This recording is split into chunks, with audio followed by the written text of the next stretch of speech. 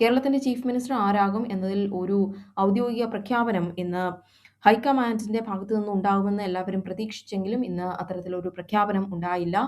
കേരളത്തിലെ ഭൂരിപക്ഷം കിട്ടിയിട്ടും അവിടെ ഒരു സർക്കാർ ഉണ്ടാക്കാൻ കോൺഗ്രസിന് സാധിക്കുന്നില്ലെന്ന് പ്രൈം മിനിസ്റ്റർ നരേന്ദ്രമോദി കുറ്റപ്പെടുത്തി. അധികാര പങ്കുവെക്കൽ തർക്കം ഇപ്പോഴും കോൺഗ്രസിൽ നടക്കുകയാണെന്ന് അദ്ദേഹം പറഞ്ഞു. 2.5 വർഷം വീതം അധികാരം പങ്കിടണമോ അതോ 5 വർഷത്തേക്ക് 5 മുഖ്യമന്ത്രിമാരെ വേണമോ എന്ന കാര്യത്തിൽ കോൺഗ്രസിന് ഇപ്പോഴും ഒരു തീരുമാനം എടുക്കാൻ കഴിഞ്ഞിട്ടില്ലെന്ന് അദ്ദേഹം കളിയാക്കി.